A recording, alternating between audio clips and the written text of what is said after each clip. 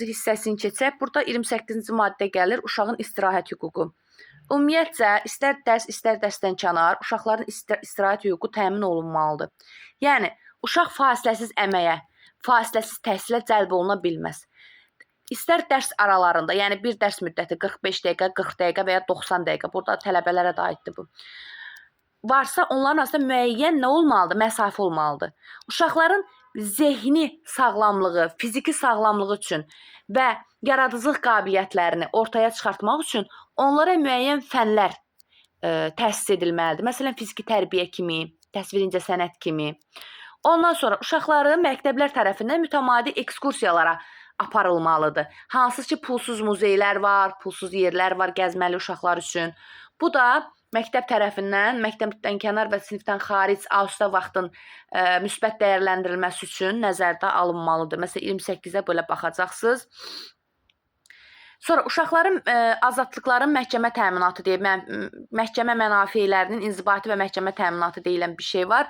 Bu nədir? Uşaqların hər hansı bir hüquqları tapdalandıqda, uşaqların hər hansı bir inzibati qaydada haqları, belə deyək, mağdur edildikdə, məhkəmə qaydasında onun valideynləri və qanuni nümayəndələri müraciət edib uşaqların hüquqlarını bərpa edə bilərlər.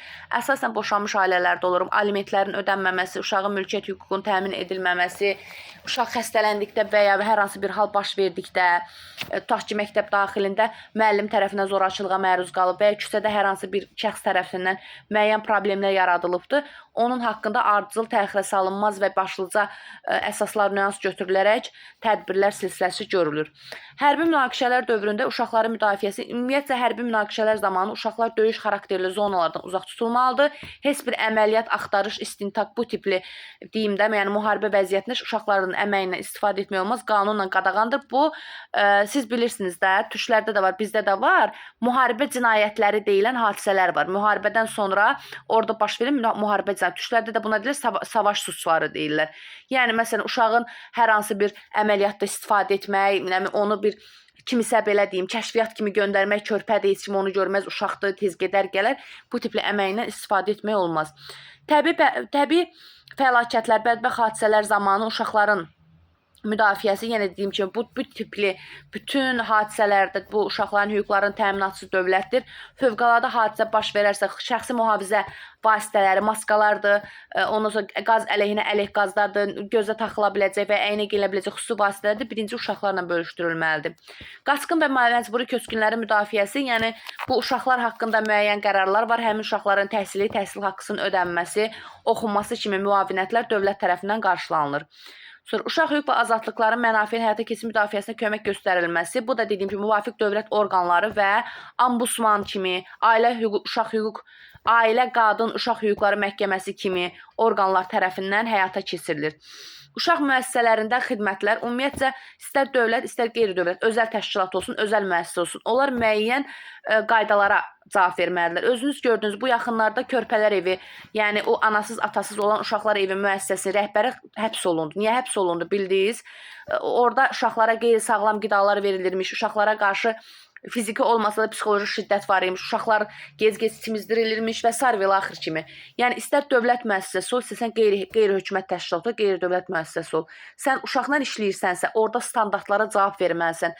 Uşağın normal almalı olduğu gündə kalori var, qida var. Uşağın həftədə 2 dəfə və ya 3 dəfə gigiyenik qaydada onun şəxsi gigiyenik qaydalarına uyulması var. Bunların hamısını təmin edə bilmirsənsə, sən o zaman nə daşıyırsan, məsuliyyət daşıyırsan.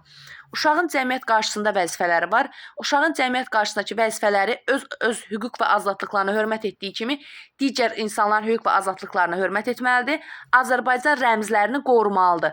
Azərbaycan xalq bütövlüyünə və mental dəyərlərinə qarşı fikirlər ifadə edə bilməz. Yəni, hər hansı bir uşaq götürsün, Azərbaycan bayrağını taftalasın, neynəsin? Bunlar qanunla ziddi və onun qəyyumları və qanun nümayəndələri inzibati formada cərimə oluna bilər və ya cinayətə cəlb oluna bilər. Ümumiyyətlə, Azərbaycan bayrağıdır, pul əskinazıdır, bu tipli rəmzlərdə onlara qarşı hörmətsizlik qəti qadağandır bizdə və cinayət məsuliyyəti. Uşaq da olsan, böyük də olsan, bu haqda səndə tədbir görülür. Uşağın ailədə yaşama hüququ barədə danışmışıq. Uşaq valideynlərdən ayrı yaşayan uşaqların nə hüququ var? Valideynlərdən ayrı yaşayan uşaqların məhkəmə qərarı ilə ayrı yaşadığı valideyni ilə mütəmadi görüşmə hüququ var. Yəni, heç olsa həftədə bir dəfə. Bunu heç kim qarşısını ala bilməz. Valideynləri əvəz edən şəxslərin hüquq və vəzifələri, bunları zaten geniş formada danışmışdıq keçən dərs. Uşağı hər cür zorakılıqdan, hər cür ondan sonra hər cür fiziki, mənəvi bullyingdən, aclıqdan, hər cür, yəni uşağa zərər verə biləcək vəziyyətdən qorumaq necə ana ata qoruyur, necə oxudur, böyüdür, tərbiyə verir. Qanuni nümayəndələr də eyni hüquqlar, eyni vəzifələri daşıyır. Yəni uşağı vermişik, biz tutaq ki, körpələr evindən, kimsəsizlər evindən uşağı götürmüş, evdə saxlayırıq. Öz dünyaya gətirmiş uşağı necə saxlamalıyıqsa, onu da elə saxlamalıyıq. Əksinə onu daha da yaxşı saxlamalıyıq, çünki bir əmanətdir və tez-tez yoxlanılır. Uşağın mənzil hüququndan danışmışdıq, vərəsəlik hüququndan danışmışdıq, yadınıza gəlir. Uşağın ananın, atanın yaşadığı qanuni mənzildən məhrum edilə bilməz. İstəsə gəlib yaşaya bilər. O uşağın qanuni hüququnu poza bilməzsə. Uşağın vərəsəlik hüququ da odur ki, yenə dediyim kimi, valideyndən qalan malı mülkü istifadə etməkdir. Eyni zamanda, əgər uşağın anası atası, uşaq körpə üçün dünyasını dəyişibsə, nənə, baba, əmi, dayı, həmin uşağın anası atası dünyasını dəyişdikdən sonra o mənzili mənimsəyib öz adına keçirdirsə, qızlar, bu cinayət məsuliyyəti daşıyır, bu talama maddəsidir, mal mülkün talama maddəsidir, bu Daxili İşlər Nazirliyinin də maddələrində var. Həmin uşaq böyüdükdə, 18 yaş tamam olduqdan sonra, ana ata ölümündən sonra qohumların adına keçən əmlakı çox gözəl qanuni qaydada gedib onların əlindən ala bilər və öz əmlakı kimi istifadə edə bilər. Sonra bu uşaqların alkoqolik və energetik içkilər və tütünlü məlumatların satılması barədə uşaqlara heyl kimi, bizon kimi maddələrdir. Sonra o elektron tüstü qalyanlar var, siqaretlər var. Onların satılırsa siqaret satılması qadağandır. Bu tipli maddələrin satılmasına görə də satan, təmin edən və uşağa bunu verən satıcı, kassir hər kimdirsə, həmin mağazanın və ya marketin və ya müəssisənin rəhbəri də cinayət məsuliyyəti daşıyır. Uşaqlığın sağlamlığına zərər vuran məlumatlar. Uşağın sağlamlığına zərər vuran məlumatlar demişdim sizə. Uşağın əxlaqi normalarını, psixi və fiziki sağlamlığını poza biləcək. Onu erkən inkişafa, erkən böyüməyə və erkən yeniyetməlik dövrünə girməyə sövq edəcək. Özünüz bilirsiniz mən nə demək istədiyimi. Video xarakterli, jurnal xarakterli, kino xarakterli onlara vulqar həyat tərzini, cinayətkarlığı, ondan sonra mütəşəkkil dəstək yaratmağı, bu tipli cəmiyyət tərəfindən qəbul olunmayan xüsusiyyətləri öyrədən hər cür nəşriyyat və s. görə cəmiyyət məsuliyyət daşıyır. Yəni həmin insan, həmin orqan, həmin çap edən, həmin videonu paylaşan, belə deyək, məsuliyyət daşıyır. Uşaqların insan alverindən qorunması, təbii ki, bunu deməyə ehtiyac yoxdur. Uşaqların orqanlarının, uşaqların şəxsi fiziki toxunulmazlığını pozan insan alveri siz bilirsiniz də, 18 yaşına qədər olan qız və ya 18 yaşından böyük qız, 18 yaşına kimi olan qız özüm qaçmışam desə belə o insan alverin qurbanı hesab olunur, insan oğurluğu sayılır. 18 yaşdan sonra belə insan desə ki, məni zorla qaçırıblar və ya məni zorla saxlayıblar, tutublar, bu da yenə insan oğurluğu ilə cinayət maddəsi daşıyır.